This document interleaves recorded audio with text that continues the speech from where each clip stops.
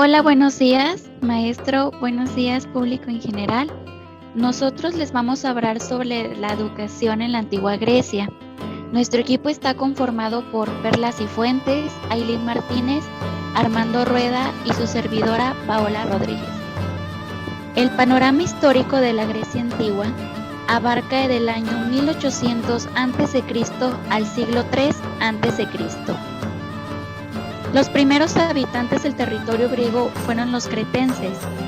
Durante este periodo, el territorio griego recibió influencias egipcias y de las culturas del Asia Menor. Su actividad económica se trabajaba en los metales como el cobre y el bronce. Se establecieron una serie de grupos que se consideraban a sí mismos griegos, pero cada cual tenía su propia patria: aqueos, dorios, macedonios, jonios y eolios. Los aqueos fueron quienes protagonizaron la conquista de las ciudades cretenses, la más famosa, la Guerra de Troya, hacia el año 1200 a.C. Los dorios, por su parte, conquistaron la región del Peloponeso, donde se encontraban Esparta, la ciudad principal. En cambio, los jonios se establecieron en Ática y Atenas. Cada ciudad griega tenía un estado propio, es decir, nunca existió una unidad política griega, pero los identificaba la lengua y la religión. En general, las ciudades griegas de este periodo las encabezaba un rey a su vez, fungía como jefe militar, juez y sacerdote. La educación griega era en general que todos los griegos combinaban la educación intelectual con la física, además de diferenciarla según las clases sociales. Al igual que los egipcios, la sociedad griega estaba estrictamente jerarquizada, por lo que la educación era exclusiva para las élites. Para los grupos gobernantes, además del arte de la guerra y la gimnasia, tenía una educación sobre las artes políticas.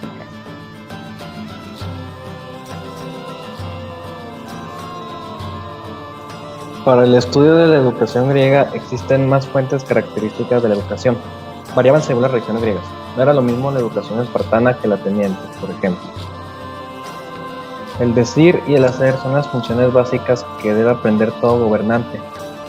El decir corresponde al arte de la política, mientras que el hacer al arte militar.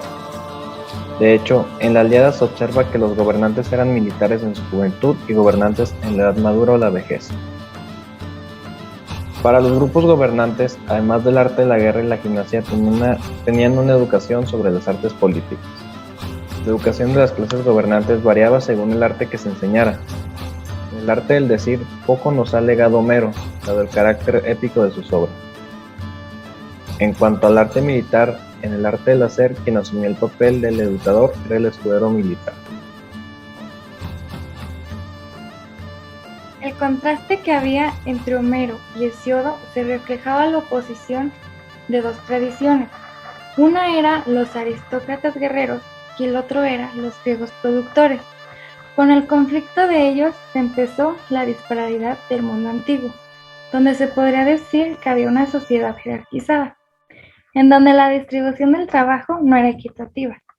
Los círculos de iniciación funcionaban con reglas y principios independientes, decía Zoe. Y de ahí surgieron demasiadas escuelas de grandes filósofos. Las leyes sobre la educación ateniense hablan sobre los deberes de los padres para enseñar a leer. Los pobres hacían del aprendizaje de un oficio, y para los ricos música y equitación, además de practicar gimnasia, la caza y la filosofía. La escuela del alfabeto surgió en Grecia, y fue la primera escuela pública, ya que también ejerció una importante función social. Los alumnos solían sentarse enfrente del maestro, quien guardaba sus rollos de papiro en cestos, además de emplear una frusta, similar al apuntador que utiliza un maestro en la actualidad. En cuanto a la relación del maestro y sus estudiantes, los castigos corporales dominaban la forma de enseñanza para corregir a los alumnos. al igual que en Egipto, eran el medio fundamental de la instrucción, reflejo de una sociedad altamente jerarquizada. Esto trajo consigo que los alumnos tuvieran inconformidad y recurrieran en ocasiones a golpear también a los maestros, por lo que podríamos suponer que la relación entre ambas partes no era buena. Los modelos educativos de Platón y Aristóteles contenían semejanzas, pero a su vez algunas diferencias. Platón señalaba que el mejor tipo de educación era la antigua, que se concentraba en la música, la gimnasia, la aritmética, la geometría, la astronomía y la filosofía.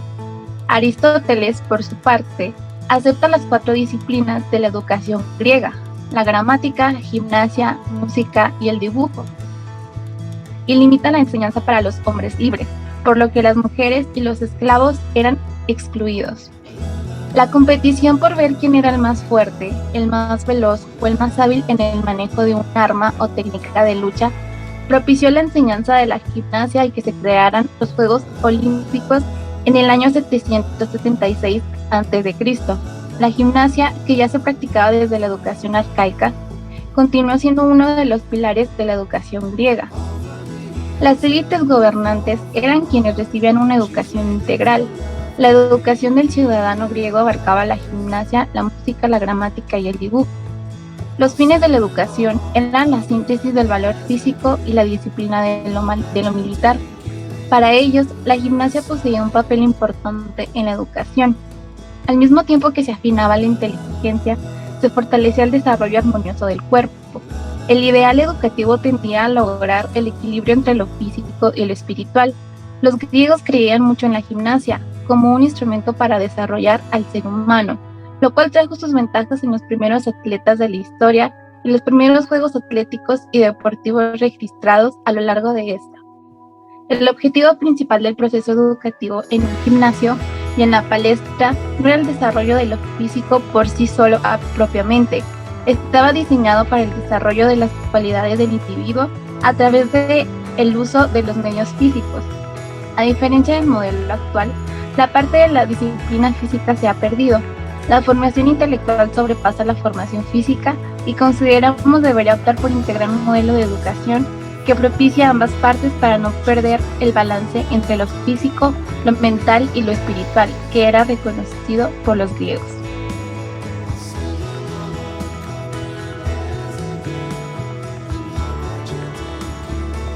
Gracias por su atención. Esta fue una pequeña representación de cómo consideramos que fue la educación en la Grecia antigua, utilizando una maqueta virtual con ayuda de Minecraft.